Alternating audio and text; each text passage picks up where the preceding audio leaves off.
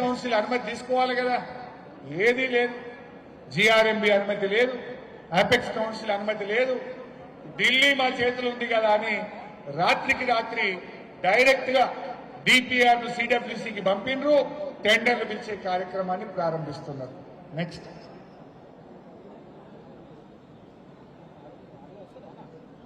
ఇదేంటి అసలు 200 టీఎంసీలను మీకు బుక్ ఇచ్చారు అందరికీ, రైట్. మళ్ళీ ఇంటికి పోయినాక చదవండి విని. 200 టీఎంసీలు హక్కుగా మార్చుకునే కుట్ర. ఈ నీళ్లలో ఒక రూల్ ఉంది జనరల్గా, ఇందాక చెప్పిన నీటి కేటాయింపులు ఎలా చేస్తారు అంటే ట్రిబ్యునల్ చేస్తుంది. ట్రిబ్యునల్ అంటే ఎవరు? రిటైర్డ్ సుప్రీంకోర్టు జడ్జిలు ఉంటారు. ఆ ట్రిబ్యునల్ ముందు ఏం జరుగుతుందంటే, గతంలో కృష్ణానది మీద నీళ్లు పంచినప్పుడు ఆంధ్రప్రదేశ్లో ముందే ప్రాజెక్టులు కట్టేసింది. కట్టి ఏమంటారు, అరే మేము ఆల్రెడీ 1000 కోట్లు ఖర్చు పెట్టినాం, ప్రాజెక్టు కట్టినాం, దాని కింద ఆల్రెడీ ఇన్ని లక్షల ఎకరాలు పారుతుంది, మరి ఇప్పుడు నీళ్లు కేటాయించకపోతే ఎట్లా? మీరు 1000 కోట్ల పబ్లిక్ మనీ వేస్ట్ అవుతుంది కదా, ప్రజాధనం వృధా అవుతుంది కదా. అయినా మా రైతులు ఇప్పటికి 20 ఏళ్లకెళ్ళి 10 ఏళ్లకెళ్ళి నీళ్లు వాడుతూనే ఉండే, బతికనే బట్టే ఇప్పుడు నీళ్లు ఇవ్వకుండా ఎట్లుంటావు? ఇది మా హక్కు, దాన్ని రైపేరియన్ రైట్స్ అంటారు. రైపేరియన్ రైట్స్, ఇది మా హక్కు, ఇది మా రైపేరియన్ రైట్, మాకు నీళ్లు కేటాయించాల్సిందే అంటారు. అప్పుడు ఏం చేసినాయి ట్రిబ్యునల్స్ గతంలో ఈ దేశంలో కానీ కృష్ణానది మీద కానీ? ఆల్రెడీ కట్టిండ్రు, 20 ఏళ్లకెళ్ళి వాడుకుంటున్నారు, 10 ఏళ్లకెళ్ళి. మరిగా దానికి ఇప్పుడు నీళ్లు ఇవ్వకపోతే అది వేస్ట్ అవుతుంది కదా, నేషనల్ మనీ కదా, నేషనల్ వేస్ట్ కదా అని నీళ్లు కేటాయిస్తుంటారు.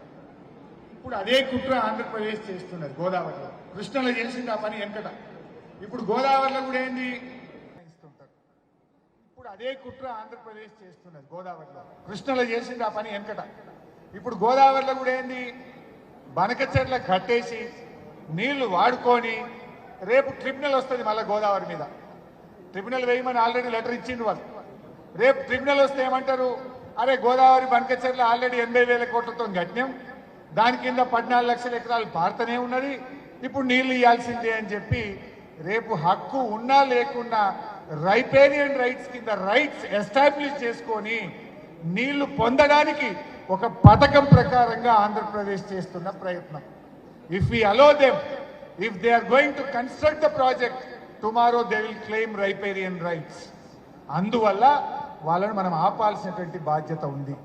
అంటే 3-4 రకాల దెబ్బలు తగులుతాయి మనకు. ఇది ఒకటి, రైపేరియన్ రైట్స్ కింద అదనపు జలాలను గోదావరి నదిలో పొందడానికి వాళ్ళు నీటి కేటాయింపు లేకపోయినా అక్రమంగా కట్టి రేపు నీళ్లు పొందడం కోసం వాళ్ళు చేస్తున్నటువంటి ప్రయత్నం. నెక్స్ట్, ఇది ఇంకొక ఇంపార్టెంట్ పాయింట్. యాక్చువల్గా గోదావరి నదిలో 1400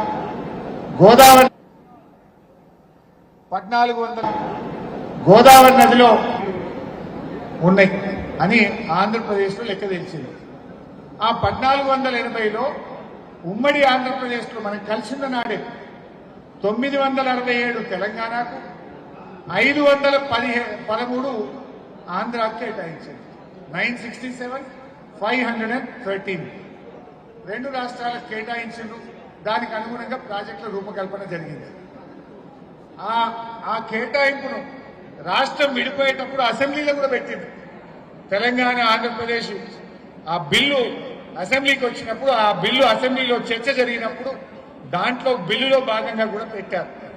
కానీ ఆంధ్రప్రదేశ్ ఏమంటుంది, 2023 దాంట్లో స్పష్టంగా వాళ్ళు ఈ 967 కూడా వ్యతిరేకిస్తుంది. In this regard it is to submit that self proclaimed earmarked share of 967 TMC of Godavari water of Telangana state, which was communicated to the CWC Ministry of Jal Shakti while seeking clearances for DPR of the new projects in Godavari basin by Telangana state, was objected and denied.